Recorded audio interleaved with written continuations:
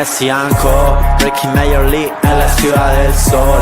Here in Miami, we know who's el campeón. Leo my team, Suárez on the field, always wearing they team. Con Busquets ya son win, the trio of every singing muchachos. Las familias se escuchan los barrios. Esta camiseta pinky la llevan todos los guachos. Los rookies quedan sin comentarios. Messi ambetea, tiki-taki gol. El estadio Chase bañado en gloria y sudor.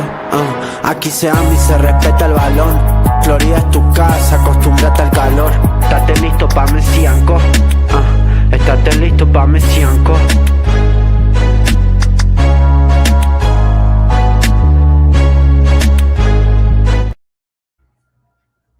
Hello and welcome to the most special episode of Messi and Co. Live. I'm Ashley here as always with my co-host Gian, and there's only one word I can say, okay? One word to summarize everything. Campeones. Inter Miami are champions of MLS. They won Messi MVP, Golden Boot.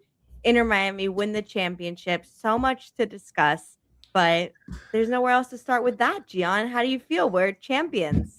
After this long season, after all these podcasts we've done, 2.5 years of all these episodes talking about the ups and downs of Inter Miami and the joy of having Lionel Messi as part of our hometown team. But it's all come to this, which is Inter Miami are champions.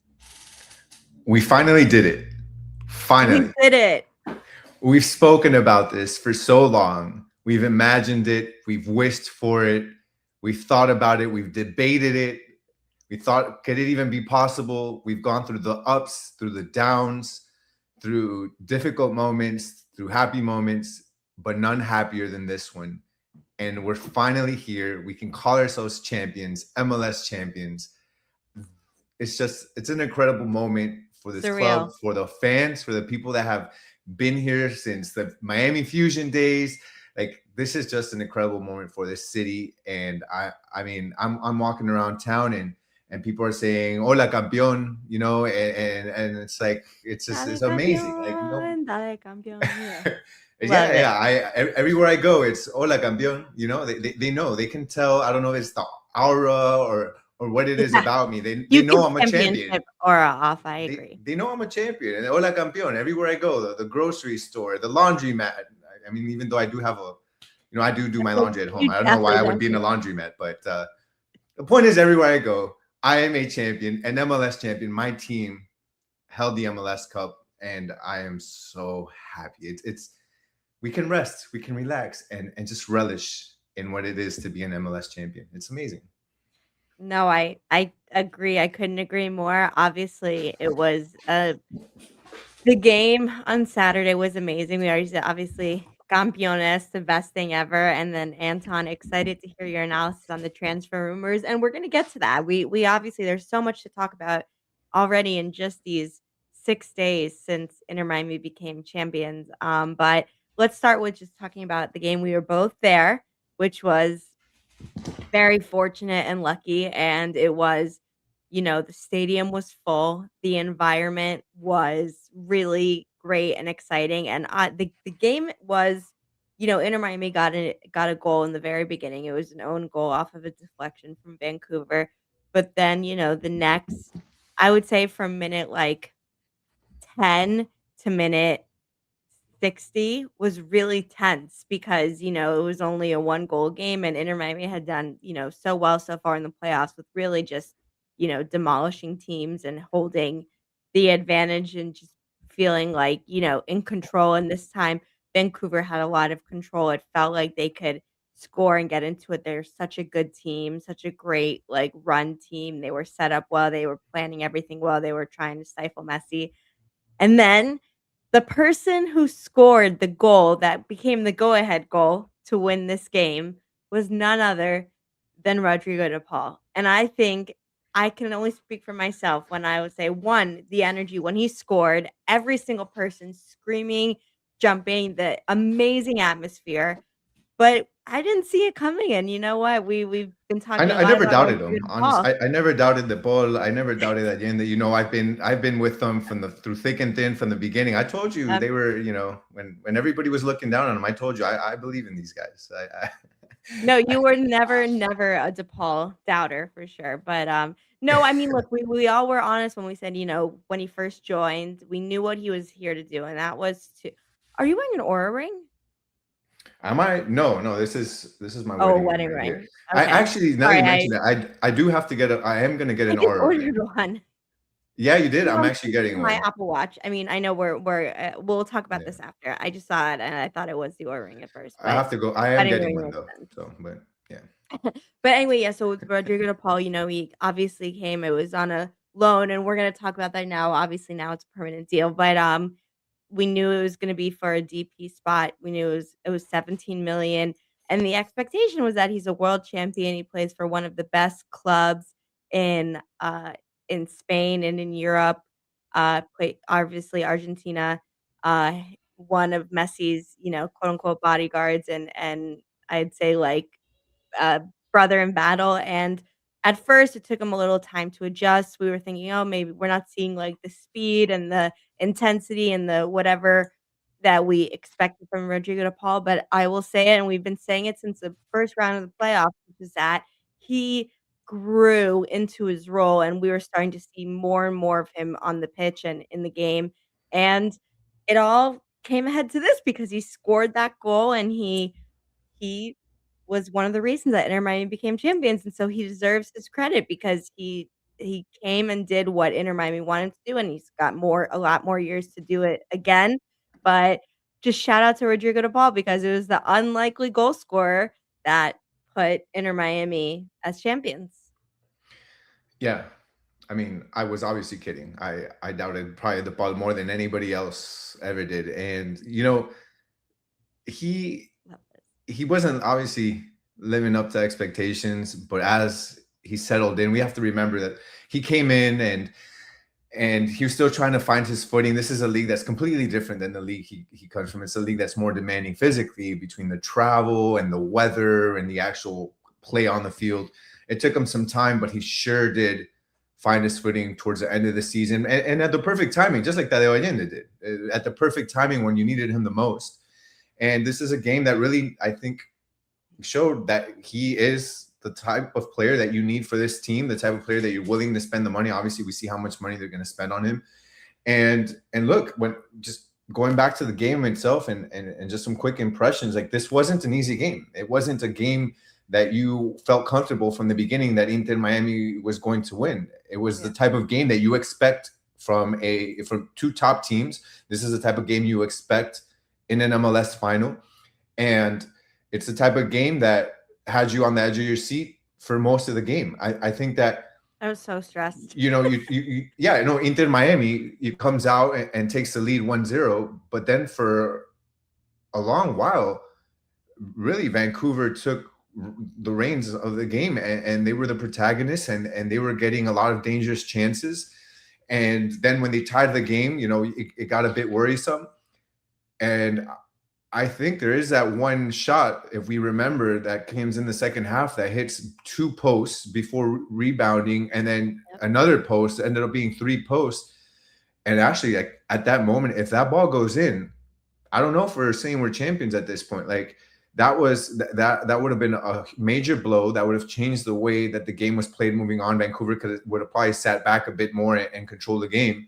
So, when you look at this, like, in football, in these types of games, to be a champion, there are multiple factors. There's the play on the field from the players, the coaching, but there's always a bit of luck that has to be on your side. Mhm. Every team needs it.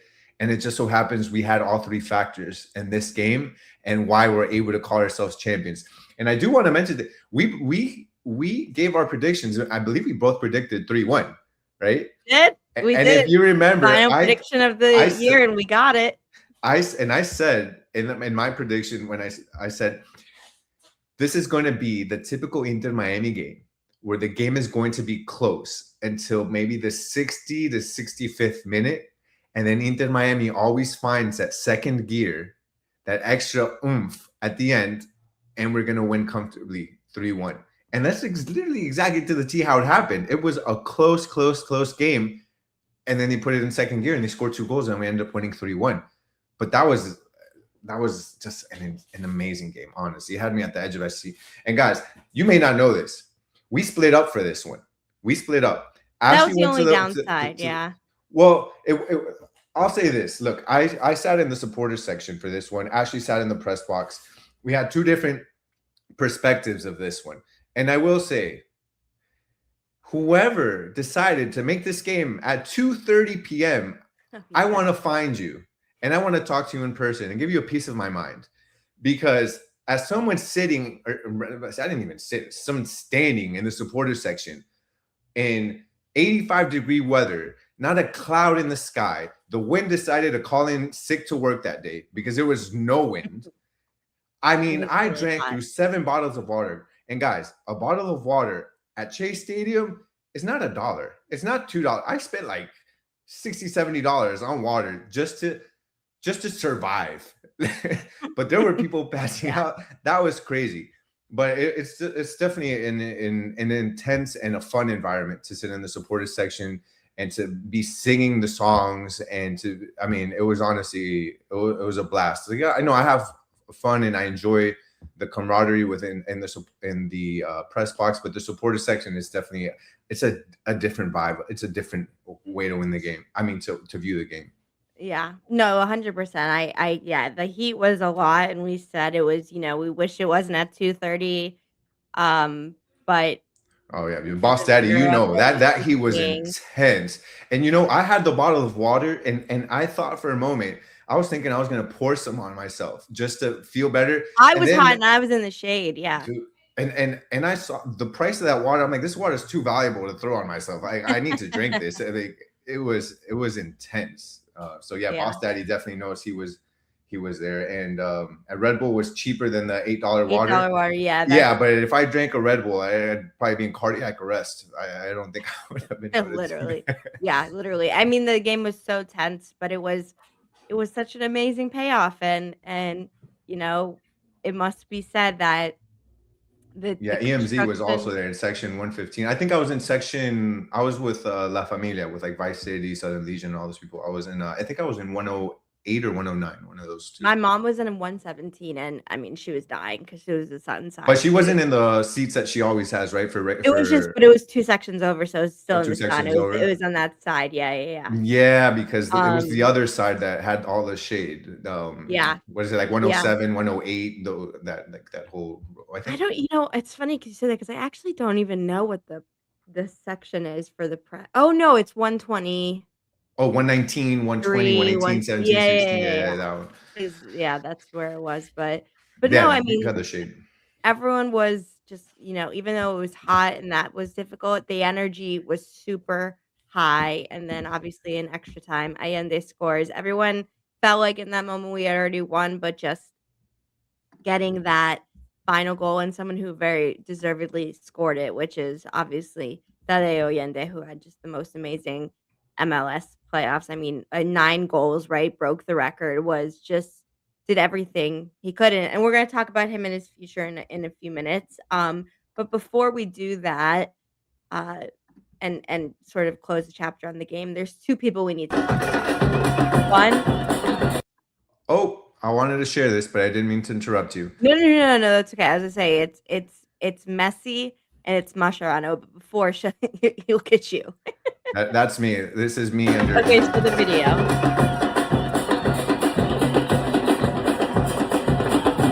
Yeah, hot, but when they scored, it must have been sick.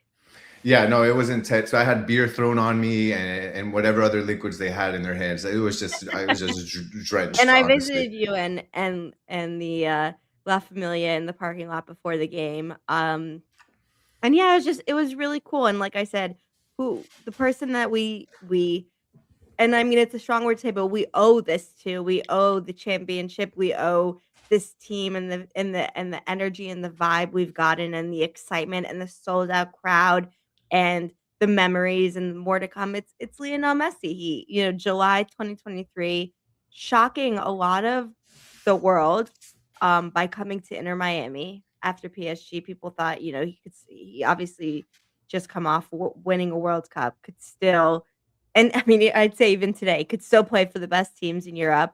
Could have played in Argentina, could have played in Saudi Arabia, a lot of places, but he came to Inter Miami and they had this vision, Jorge Mas, the Mas brothers, David Beckham, of creating this championship team. And we've seen a few iterations of it, but like we said, going from the 2023 season of being last in the league, the worst team in the league, worst points, 15th in the East, to being MLS champions in 2 seasons. I mean, it's pretty remarkable, right, to do that in 2 years, and Messi has been obviously the catalyst of it, and it's the name of our show, and it deserves, the credit and the thanks of getting us to hopefully the first of many, or I'd say second because obviously the League's Cup, but, amazing memory. All it took was the best player in the world. I mean, it didn't Only take took the much. best player of all time to come. I mean, it wasn't that much of a lift, but yeah. No, no, yeah. I mean, obviously, the difference maker here. Not only the difference maker what he does on the field, but obviously the talent he's able to attract. I mean, Yeah. it's not just Messi. It's you have guys, some of the best to ever play the game. Busquets, Jordi, um, Suarez, even though he was on his last leg, and Rodrigo de Paul. Not saying he's one of the best, but obviously a high caliber player. These are guys that are only on the pitch because Messi's here.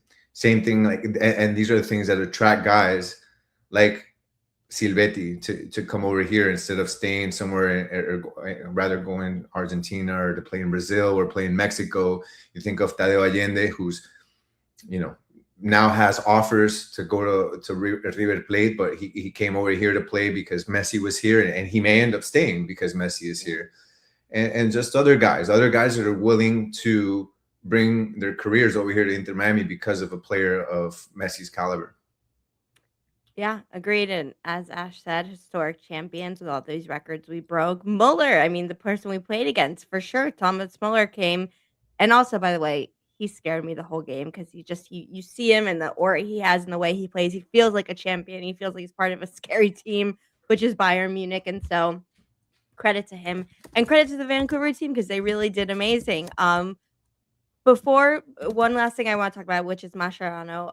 But in terms of popularity and view, I think it's important to say 4.6 million viewers um worldwide or on the Apple TV linear stream. I would say millions of views on Twitter from different clips that came out and X, of celebration of the interviews of the goal scoring millions. So, and then in terms of actual attendance, we had, you know, almost 25,000 in both stadiums, capacity filled in Vancouver. They were watching, and then in Miami, so 50,000 people there. I think it does go to show that like it's made a huge leap, MLS. It's made a huge leap in just the excitement surrounding it. Next year, we obviously have Sonny, who I'm very excited about, even though he's on my rival team. And just a lot of players who have come in and brought the excitement and the showmanship, and we got a great final out of it. And so it's really important and really, really great. And it was coached by Javier Mascherano. So let's talk about that because we've said multiple times this season. We said it after the Champions League. We said it after Leagues Cup. All of these things, is Mascherano the answer? And if he doesn't win the MLS Cup, is he fired? Is it a bad season? Is it this, that, and the other? And he just went ahead and won. And I think we've said it, but obviously the Luis Suarez incident in Nashville, which sparked the change in the lineup, and then Mascherano having the, I would say, wherewithal to keep it, not to put Suarez immediately back into the starting lineup, keep the winning form. And in the end, he coached this team to an MLS championship. So I think we're going to see him again next year, but he deserves credit because it's a tough season. He had ups and downs. He has a very difficult job. And yeah, so he gets a win in this book, right? Yeah, especially just going back to what Ash said, 101 goals over the entire season. MLS record. I, that Amazing. I mean that's incredible. And 58 games in one season is, I mean, Yeah, a lot of competition, that takes a lot of a games. toll. Yeah. So Mascherano, leading up until this moment, I was convinced he had to go.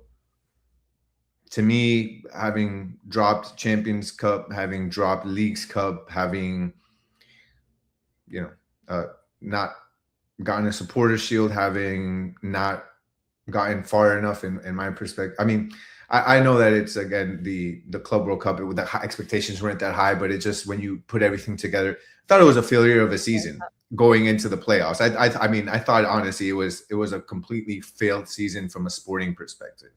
And you posed the question earlier on, what if he makes the final? And I said, I don't care. I don't care. He can make the final. I don't care. It's a failure of a season if he doesn't win it. And I said the one thing that could save this season and save Mascherano's career here at Inter Miami was winning the championship. And he did that. You have to give praise. You have to give kudos when it is deserved and well earned. And in this case, Mascherano deserves all the praise in the world, because despite missing out on different things he was expected to do well in, he still kept going at it. He figured this team out at the best time. Given it did take Nashville snitching on us, I said it before, for Suarez to get suspended and Mascherano to realize this team operates better with Silvetti on that left wing and Allende on the right, swinging in behind Messi. Okay, all right, there's the caveat to it. But at the end of the day, I think that once he realized that, it did take some huevos for him to continue with that, knowing that he had Suarez back and available to start him. Why? Because Suarez, again, a guy that has so much experience, a guy that you paid good money for, a guy that has, as we know, a tough character, somebody that's probably not the easiest to manage. I can't even imagine what that conversation looked like when Mascherano had to tell Suarez, you're going to sit down. And now in the playoffs, I don't think that was an easy conversation. So kudos for him to actually have done that and be able to move forward, because at the end of the day, it was a risk.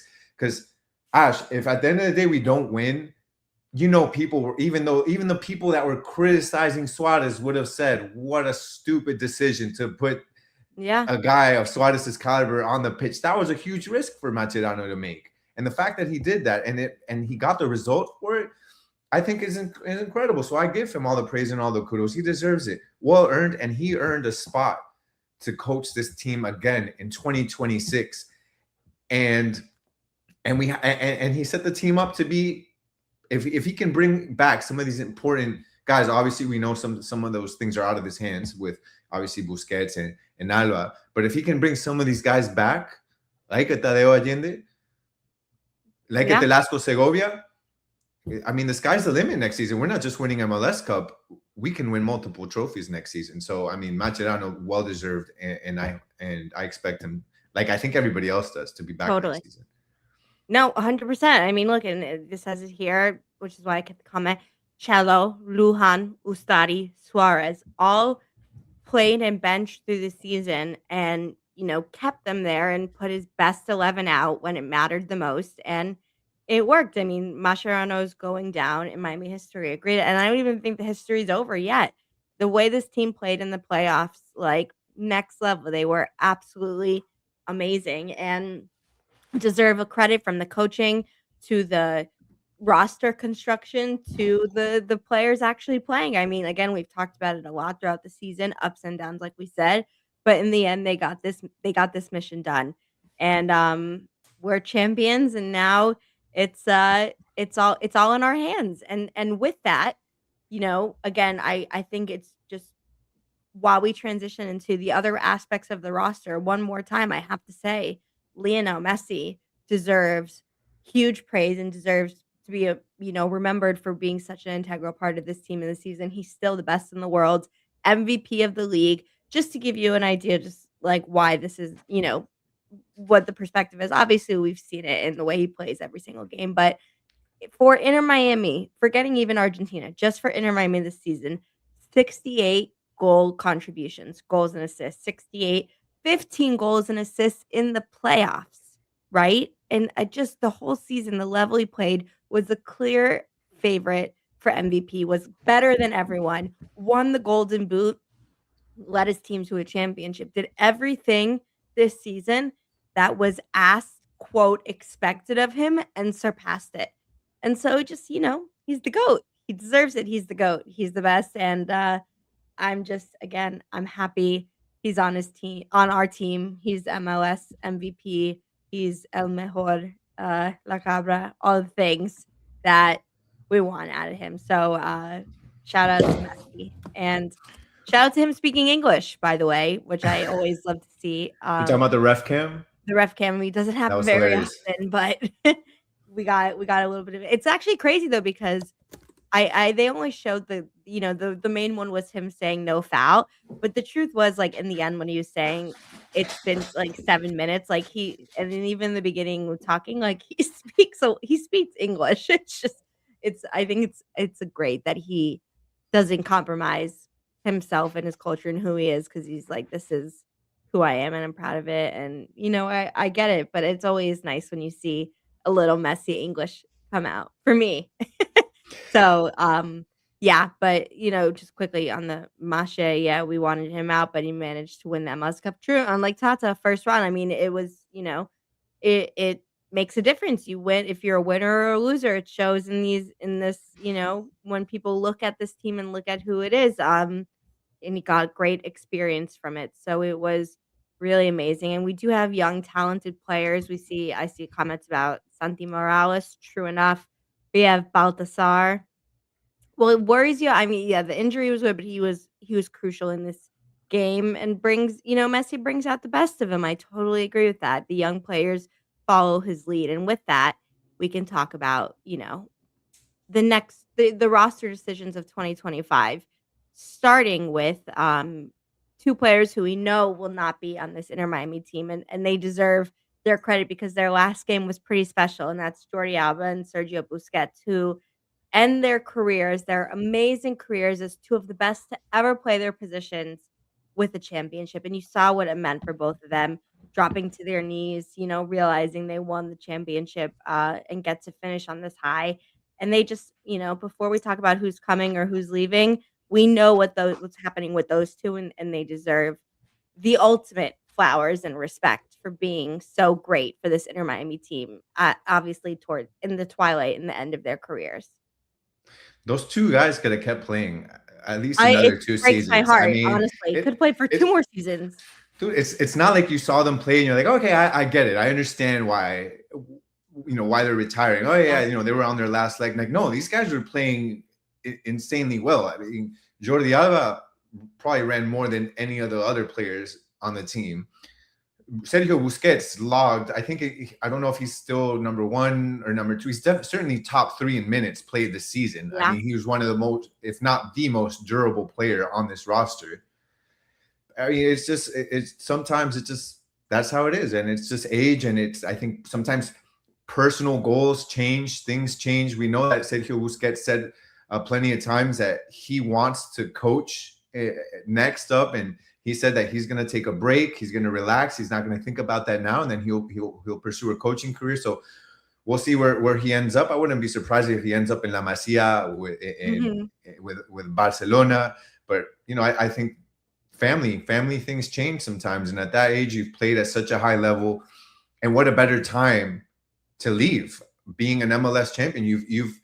It was the only thing left for them to on their wish list was an MLS Cup, right? I joke, but they go out on top. They come out MLS champions. And you look at Jordi Alba, he was crying on the pitch. I think when that third goal was scored who scored the third? Was it Allende? Yeah, right. Allende, yeah. Once Allende scored, you see Mascherano run onto the field and falls on top of Jordi Alba, and he cries. And we saw how much that meant to him. And I think for him, it was just a point in his career where, I've won it basically all.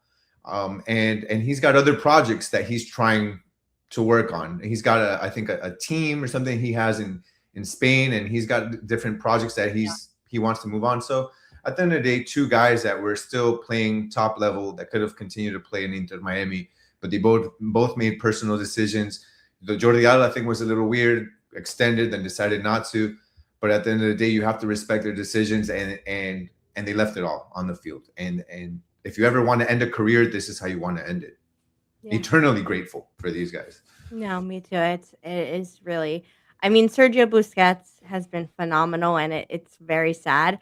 Alba was just shocking because, to your point, you said he got the contract extension. He's a little younger, and he's just still the play at such a high level. It is going to be very hard next season without them, but very, very important and incredible for this team. And yeah, we wish them It's going to be nothing tough to but replace them. I mean, best you can't possible. replace Jordi. I mean, right Yeah, now, I was gonna say obviously the plan with Sergio Busquets is you have the Paul, you have Yannick Bright, you have obviously Baltasar Rodriguez, you have Messi, you have all these players, and again, Busquets is going to go down as one of, if not the best to ever play his position. So it's not like it's just a regular guy retiring.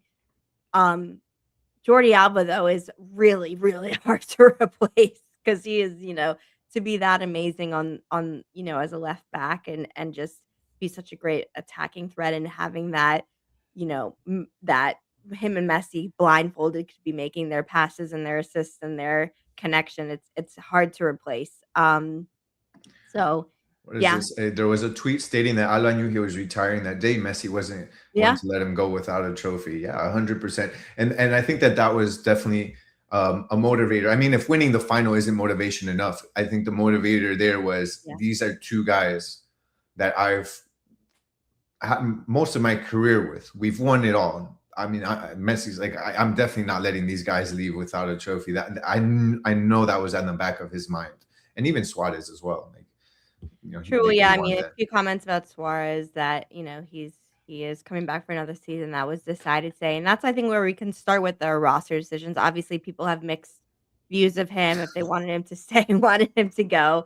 I think we have mixed views on him as well because for Suarez, we see the best and we see the not so best when it comes to Luis Suarez. But there's no denying, obviously, the pedigree and one of the best to play in his positions, prolific goal scorer, and really close friend to Messi, and someone who I guess is we'll see it in the next season, but maybe has accepted his role of coming off the bench or being a supplementary piece to this team to still finish out his career. Not quite done yet.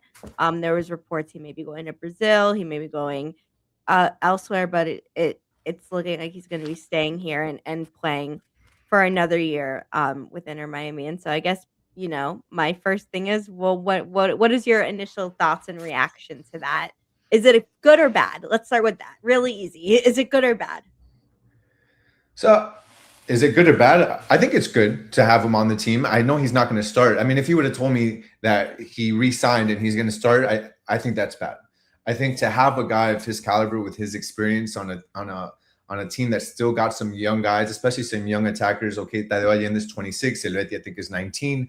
Yeah. But those are guys that can still learn from Suarez. And Suarez is still a guy that is very much capable. I saw some tweet from somebody that said that this season from Suarez was tragic. And I responded, I'm like, there's nothing tragic about 10 assists and 10 goals in 20 goal contributions in one season. How is that tragic? That's not tragic. That's a damn excellent season by any count. Like, and okay, in 2024 he had 29. He had 20 goals and 9 assists. This time he had 10 less goals, but he had 1 more assist. We have to remember all these goals Inter Miami have scored, though, so it's important to show that. Of course, he was an integral part of this team. He was an integral part of this team till the very end. Yeah, Mascherano switched the way in which Suarez played. You have Tata Martino that used him more as a center forward, running into space, having more of a chance to have the ball in positions to score. Hence why in 2024 he scored 20 goals. Then Mascherano comes in and completely switches his role and has him more as a player that's facilitating more and helping Messi more than anything. He's a guy that was, you'd play off of and he'd make incredible passes, but he wasn't an offensive a reference point like he was under Tata Martino. And even like that, he had 10 goals and 10 assists, 20 goal contributions. And that is a damn good season. And I think that, yes, this team at the end of the day needed a different play style that Suarez was not suited for. You can't have two guys at the end of the day. You cannot have two guys that don't run, Messi and Suarez. Why? Because we For the saw whole how game, at Inter, least. Yeah. yeah, and you saw how Inter Miami, when they would lose the ball in transition, they struggled a lot because they didn't have guys that would run back. You had Messi and Suarez struggling behind. So what happens? Now Suarez out. You have Silvetti and Tadeo Allende that can run in behind Messi. But when things hit the fan, I'm not going to say that actual word, but now you have two guys that are fast and can run back and help, and that completely changed. But at the end of the day, Suarez is still lived up to what he needed to do. He did exactly what Mascherano asked him to do, and if he can be on the bench and to be there for a supporting role and not take up a DP spot, have a good team-friendly salary, I think it's perfect for the team. Why would you not want a guy like that with his confidence? I know some people are going to say his attitude, but at the end of the It's day, interesting because I think he's still the popularity of him is still immense because and the part of the game that he's helped with because I was even thinking about it during the New York City game when he came on in I think maybe the 70th or 80th minute when he was going from the warm up area to the bench and I even remember saying it to you, the whole stadium broke out into cheers and that surprised me because we watch every single Inter Miami game we've been to a lot and we've had our ups and downs with Suarez, but the truth of the matter is he's still wildly popular, wildly important. He's obviously such an important part of Messi's story, of the story of, Uruguay in the last few years, for Barcelona, for Liverpool, for Atletico Madrid, and now for Inter Miami. Even if he has a supplementary role, if for most games if he comes on in the 70th, 75th, 80th minute, he could still contribute to goals. He still scares defenses and he's still really close and a mentor to a lot of players, really close with Messi, and that's important. Doesn't have a DP spot, brings something that is really important to Inter Miami. And I mean, in order to get the construction of the rest of the team and get us in these places, opening the new stadium, you still need to have people who are popular, who bring in ticket sales, who bring in jersey sales, who bring in excitement. And Messi does that, but it helps to have some of those friends do it too. And so Suarez still an important part of this team's history and this team's picture, and we'll see in another season what that looks like. What is better, best Neymar or Suarez? Well, I only can know the experience of having Suarez on my team. I love Neymar. I have loved Neymar for a very long time. Obviously, he's been. We're not going to go into it because it's not going to come to Inter Miami, Neymar but is not coming to Inter he's not Miami. coming to Inter Miami, but I thought he was such a gorgeous player, like, the way he scored when he was in his prime and at PSG and then, with Brazil, etcetera. Just the games sometimes his Shame it high was didn't pan out. so beautiful to watch. A Yeah. shame about the injuries and obviously things that have happened, but maybe one day. We can, though, talk about another player. So let's transition because obviously I have a lot of things I wanted to go through and we gotta talk about the roster in general. We You got a said, crush on Neymar? "Oh god, well, it's no campana. It's no campana." I meant gorgeous like football or like the way he played was so gorgeous and well, he's not bad looking either. But anyway, that's another topic. No campana, but still. So we talked about players who are definitely leaving, which is obviously Busquets and Alba. Players who are definitely staying, Luis Suarez. Rodrigo de Paul is another one. So today, and I want you to kind of lead this because today, the or yesterday rather, the roster decisions have come out, and one of them is that obviously Rodrigo de Paul's move from Atletico Madrid has become permanent. And guys, stop giving me, you know what? All these people giving me crap for this. I'll just say, what? I don't have eyes. I can't see what these great players do. Anyway, no hair, Caramando's like, well, you have Maxi Falcon. He's got great hair. Um, but anyway, so Rodrigo de Paul, the loan becomes permanent deal, which we knew was going to happen. $17 million buy option takes up one of the DP spots.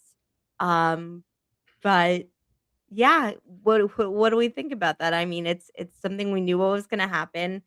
I'm happy about it because we saw how as long as he continues to form or something close to what we saw in the, postseason, similar to Suarez, he does something that's so important, even more important than what's the play on the field, and I mean this sincerely, and that's make Lionel Messi happy and comfortable, and people can say that's not important or whatever, and you can say whatever you want, but the truth is it makes a huge difference, and it makes him happy to be here, continue to be here. We have another 3 years of him and his contract. We'll see how that plays out. But Rodrigo Paul is another integral part of keeping this Inter Miami team story and legacy growing. Dude, yesterday was like a shit show all over Twitter I about thought you like, weren't gonna say that word. yeah, I know. I messed up. Dude, it was ridiculous. It was obvious, like it was so ridiculous that like I can't someone said, I mean, no, I shouldn't be calling people out. But it was said that that Inter Miami exercising the purchase option on Rodrigo de Paul was quote unquote a farce.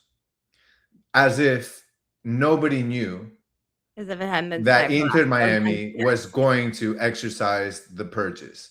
As if Inter Miami had gotten one over MLS. I just can't imagine anybody waking up, going on Twitter, and seeing that Inter Miami has exercised the purchase option on Rio de Paul and being surprised, like, oh my God, I knew it. Gotcha. Like, it's ridiculous. And I think that Inter Miami and their front office are geniuses. They're savvy. They know how to work contract gymnastics. And all these people, especially from other teams, that retweeted me and said, I can't believe this guy really thinks that Inter Miami can just skirt the rules and the roster regulations. Well, they don't know anything about the roster rules and regulations. They don't take the time to even read them. I even said there, I've read them. I know the roster rules. There is nothing in the roster rules that speak to verbal agreements or intentions or anything. They speak to how much you can spend on a player and how much of that player's salary and guaranteed compensation counts towards the salary budget and whether they would have to be designated as a designated player or not on the roster. And Inter Miami is smart. Why? Because they know that if they would have had in that contract that Rodrigo de Paul was on loan with a guaranteed purchase option the following year in 2026, what happens? Then the entirety of that amount, the loan amount, plus the purchase option would then have to be counted towards the budget starting in 2025. That's in short. There are some intricacies, but in short, that's what would have happened. Meaning that because he would have exceeded the threshold of DP, which is around $730,000 a year, when you would have averaged the 17 million buy clause plus whatever the loan plus is anything else add-ons, he would have obviously had to be inserted into the roster as a designated player. They obviously did not have a designated player spot in that moment. So what does the front office do? They go, they talk to Atletico Madrid, and they say, hey, we're going to sign, we want Rodrigo de Paul, but we cannot have a contract that stipulates a guaranteed purchase option. So what are we going to do? I'm going to have it as a loan with an option to purchase. We're going to sign it. This is official. And we'll shake hands on it. And I give you my word, as Jorge Mas, the owner, over 50% owner of Real Zaragoza, you guys know me. We have a relationship within La Liga. So you guys are willing to take the risk. I promise you, I will purchase them, even though on the contract we can't. Now it doesn't matter if you know somebody. It doesn't matter if there's a verbal agreement. That is a risk for any team. Most teams are not going to do that. Because why? Because the other side can say, once the loan is over, actually, never mind. That was a risk on Atletico Madrid's part, and they did it. At the end of the day, Don Garber knew, MLS knew, Inter Miami knew, Atletico Madrid knew, I knew, my doctor across the street knew, the guy that cleans my neighbor's pool knew. Everybody knew that this was going to happen. So it's ridiculous that we have people that see this move and act like it was, gotcha, oh my goodness, I can't believe they actually did this. Bro, everybody knew. Everybody knew. Yeah. So at the end of the day, this is a non-issue. Nobody has any problems with this. And if your team has an owner that is willing to spend, that is willing to try to figure out a way to play gymnastics on a contract and fit these types of deals, which are legitimate and under the rules, then by all means, you better pray and hope your owner does it. But most of these teams, they don't have ambitious owners. They don't have owners that are willing to spend. They don't have owners that have relationships with La Liga and other teams that are willing to do this for them. And I think that's what happened. But it was in the rules. It was legitimate. It wasn't a surprise. This was the plan all along, and it fit within the rules. Nothing happened. So it's a non-issue. End of story. I mean, 100%. And look, I mean, for even just MLS, let's talk about like David Beckham, Zlatan Ibrahimovic, even now Son, these players coming, it's not just cut and dry that they came to MLS and just, there has to be ambitious, there has to be prices to be paid. And I mean, look at the Premier League, which is obviously something I watch a lot. Look at teams like, I mean, Man City, obviously people have, the things about the FA charges or whatever, but Liverpool, like Tottenham, Arsenal, all these teams had owners that have invested in their teams. Real Madrid invested in their teams. PSG invested in their teams. I mean, these are extreme examples, but it goes to show you in sports, if you have ambition and you want to grow, that's what you do. And look, Rodrigo de Paul is I mean, obviously this is a funny example, but he's no Messi in terms of the money and the things that they had to do, the hoops they jumped through to get him. It was understanding that, Sergio Busquets and Alba were leaving. You have a DP spot open. You want to keep this team growing and you want to keep the ambition high. Bringing in someone like Rodrigo de Paul does that. It's not like it's Mbappe, Holland, or Neymar. Like, it's not like you're getting someone who makes $100 million and you're hiding it. This is a great player, but a supplementary player and deserves, definitely a lot of credit and excitement. But it's not like they stole $500 billion from a bank and fooled everyone. They're doing what they need to do to grow the team, grow the league, and grow what they want to do. It's the right decision. $17 million. And I guess just because I focused on that contract and how ridiculous it was that there was people that actually had an issue when there was no issue. There is no issue with this within the rules. But what I want to speak to Rodrigo de Paul and actually exercising that.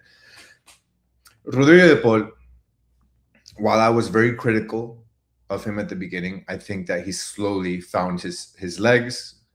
He's slowly figuring out a way to play in this league that is a very demanding league that is different from the experience that he has.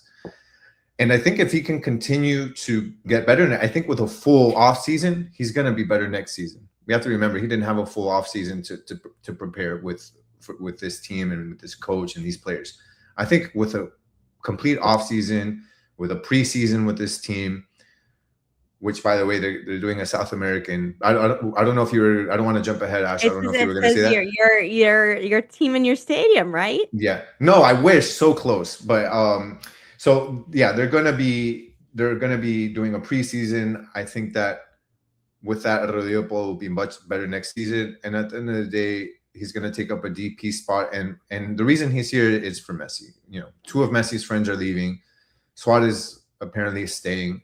But it's somebody that Messi feels comfortable with, and that's what it takes to keep him. And at the end of the day, he's a good player. He's a good player. Yeah, he's a good player, and especially with Busquets out, you're gonna have obviously Rodrigo Paul starting, and you'll have I believe Yannick Bright alongside him. If not, we'll see who else they bring. So I'm completely fine with the move. I wasn't good with that move, even though I knew it was happening about 3-4 months ago when Rodrigo de Paul was really struggling, in my opinion. Now I feel a lot better about it. And then just really quickly, we won't make a whole thing about this, but the preseason, January 24th, they're going to be in Lima. They're going to be playing Alianza Lima. January 31st, they're going to be in Medellin playing Atlético Nacional. Then February 7th, they're going to be in Guayaquil in Ecuador. My country, unfortunately, not my city, not my team. I wanted them to play Liga de Quito. That's my team, but they're going to be playing Barcelona SC. That's not Barcelona from Yeah. Spain. This is in Ecuador, we call them the copy, la copia, because they wish they were Barcelona. They're Barcelona from Guayaquil. And then Isn't lastly, everybody? lastly, February, at least for now, February 21st is, well, actually, that's not part of the preseason. That's actually when MLS starts, just so you Yeah. know. But that's what they've got so far. No, it's 100%. I just for Rodrigo Paul, I'm happy to have him. I'm excited to see what the next season brings, and it's exciting. A few other things I want to talk about just really before we wrap up is some like a couple other storylines or roster decisions that I want to talk about. Two in particular, a staying and a going, which is Ian Frey, new contract. Obviously, someone who we really love. As I think, I mean, I as a person, he's been really nice in the times that we've spoken to him and what he's had to overcome in his career with the injuries and everything like that, young age, the talent, but he's just really great as a player and the technical ability, the ability to keep the ball, to push the ball up. Really great right back, and someone that I think we're really happy is re-signing and continuing with Inter Miami because he's always in our starting 11.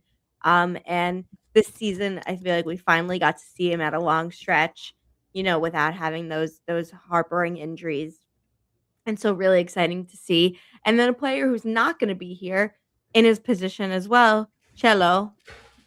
Loan is over, and so is as of right now going back to Argentina.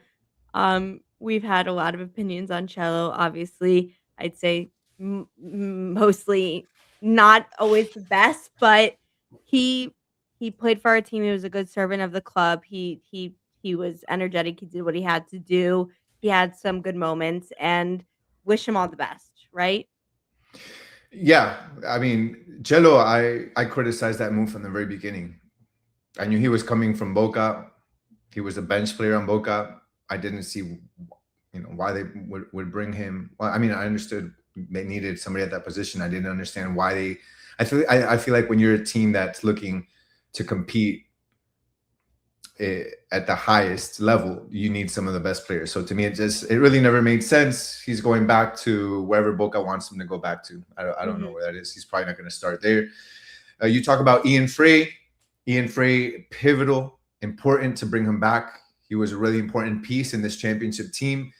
He got through 3 ACL injuries, 1 ligament injury, and those 3 back-to-back. The fact that he was able to get past that, I mean, the mental strength to get past it. It's a beautiful like comeback story, right? To be able to do what he did, and he played so well. To me, what's interesting about this Ian Frey deal or him coming back is where is he going to play? How does he fit in this team next season? The reason I say that is because you have Facundo Mora from Racing that should be within the next few days. He's a right back, starting right back for Racing, who, by the way, is in the final in Argentina. They play tomorrow at 7. If anybody wants to watch it against Estudiantes, he's a starter on that team. They may come out as winning the Argentinian League, even though the Argentinian League is a mess. By the way, there's like 30 different things.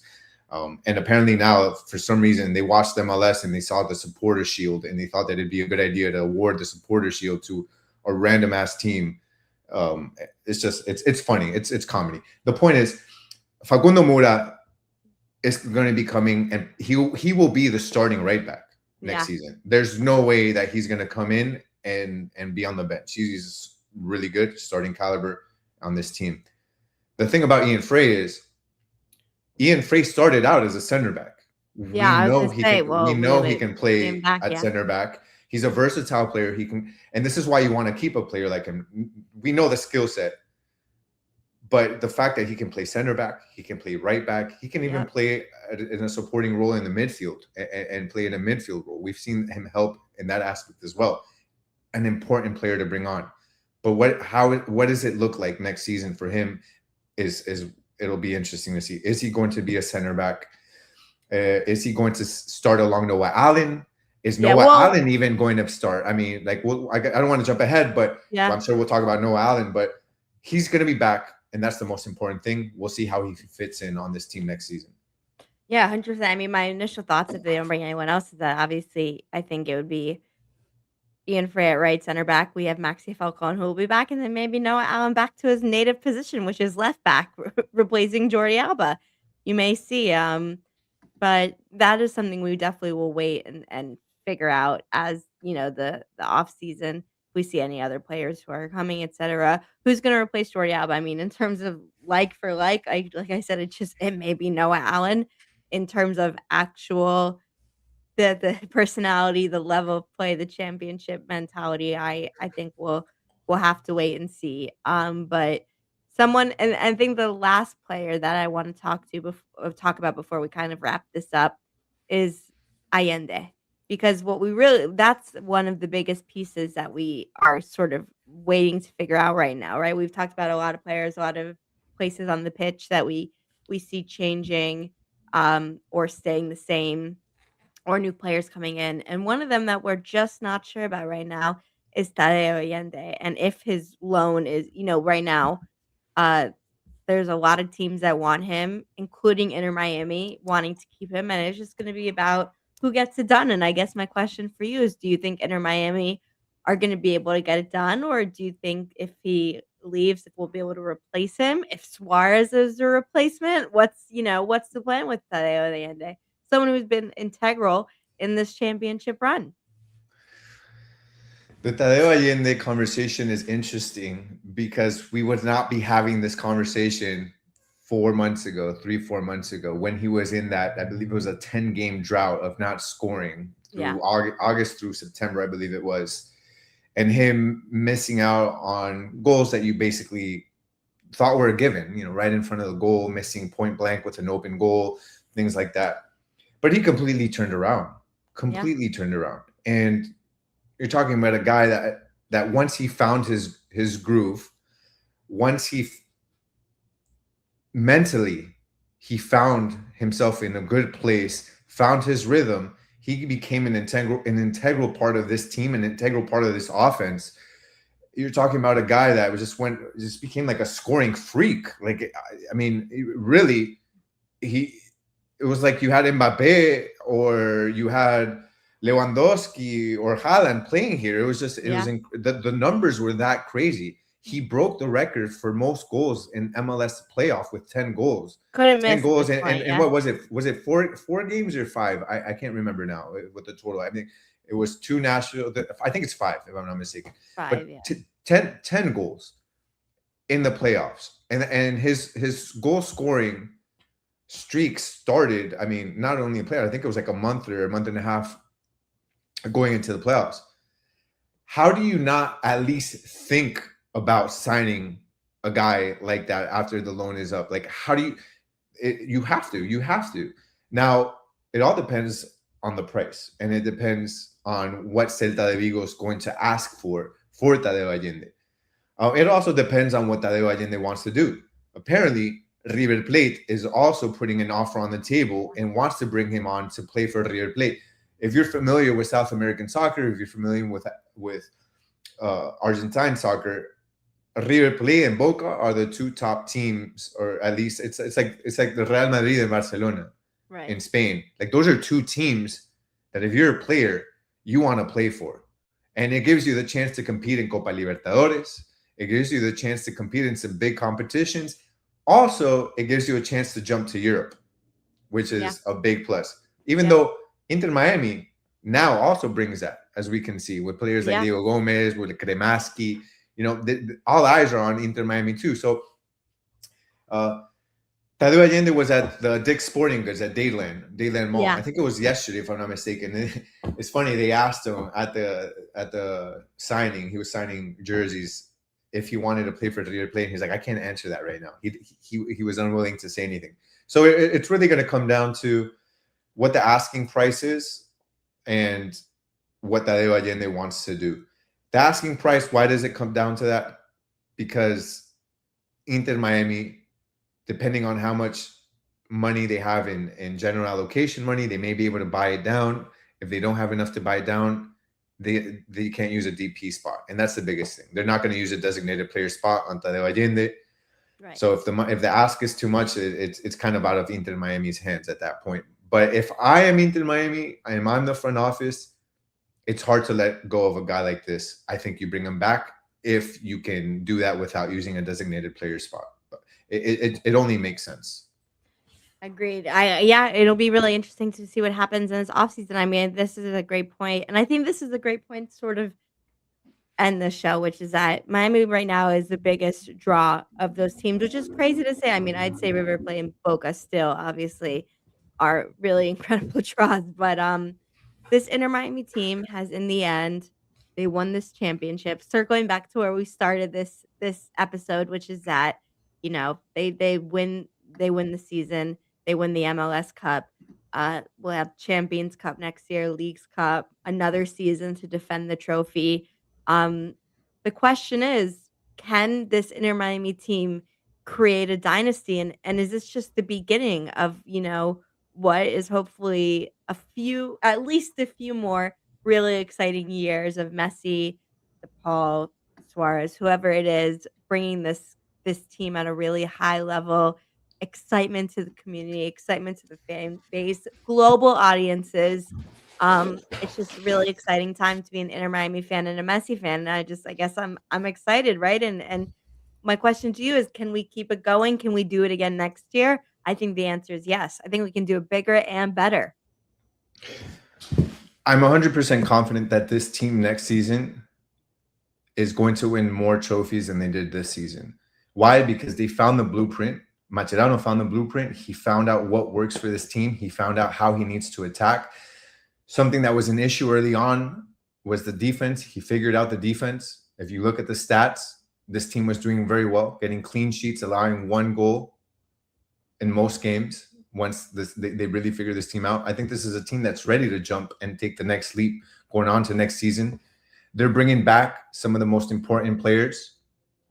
I have no concern that while you can't replace one for one Busquets and Jordi Alba, I have no concern that Jorge Mas, that Beckham are going to find, and they actually said they already found their replacements, that they're willing to spend to bring high caliber players that can slot into those spots left behind by Busquets, left behind by Jordi Alba, and that they can continue to fortify this team.